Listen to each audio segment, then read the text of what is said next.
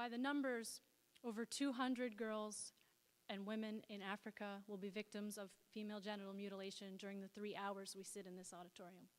And by the numbers, 1 in 5 of the women in this room tonight will have been or will be victims of sexual assault in their lifetime, so this is for them. Abandon the knife, she cries. Her life lies in the bloodied hands of her forefathers, legs spread before the slaughter of her womanhood, and she cries. Pinned by patriarchy, pinned by oppression, pinned down by thick hands onto the ground she wishes she could sink into because she'd rather die than give them the satisfaction of cutting her and sewing her like she's a wound that needs healing. She cries.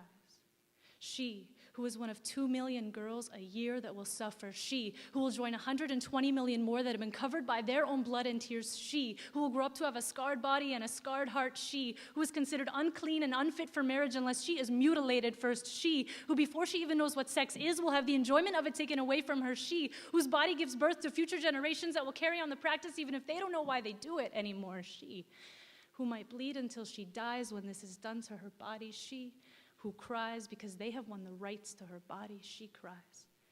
And I cry thinking that somewhere in this world, girls are being cut, broken, then sewn up, bodies ravaged by knives and surgical instruments that play to the tune of muffled screams and tear-stained cheeks, and I cry. Tears for the knives in their world and the silver tongue daggers in mine. Like every time a woman's body is used as an insult against her, I cry tears for the friends I know who have the words sex and assault put together in their vocabulary, words I wish weren't even in the same dictionary. Tears for women who are shown love with a fist, kissed by punches more than lips. Tears for daughters raped by fathers or boyfriends or strangers. Tears for the dangers existing in our world for those simply being born women. Whether it's blood-stained knives in Africa or raped away lives in America, I pray for a world where every woman knows no fear, where we can stand up and say, we're women and we're here, so show us no violence. Our bodies are not here for you to break them, so abandon your knives and think about our lives before you take them.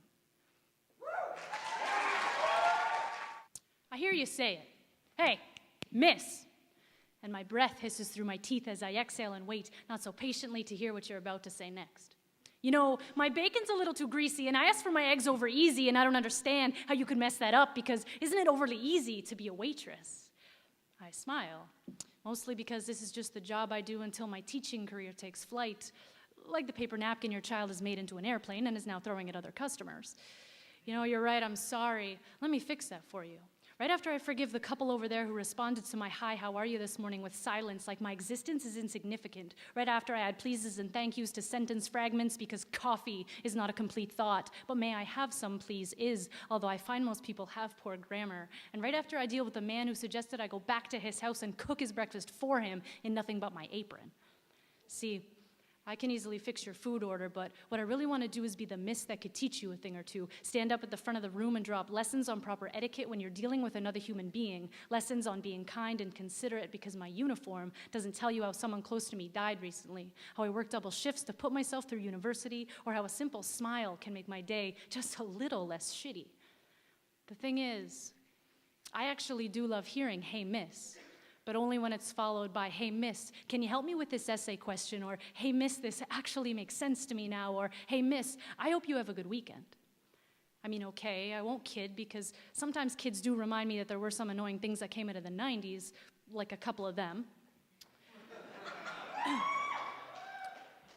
And all right, being a supply teacher can be code for glorified babysitter, and there are days I do less teaching and more preaching about why you shouldn't throw things at other people, paper balls, insults, or otherwise.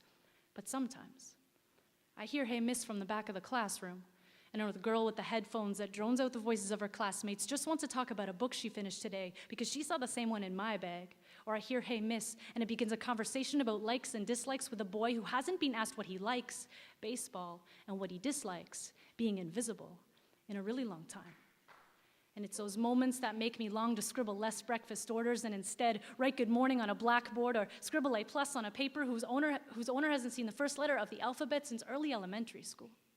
So when you call me a dumb waitress, know that my calling isn't this, and I hope your children will end up in my class so I can teach them how to have some. I'll teach them how to be respectful, kind, and considerate, even to Miss Waitress.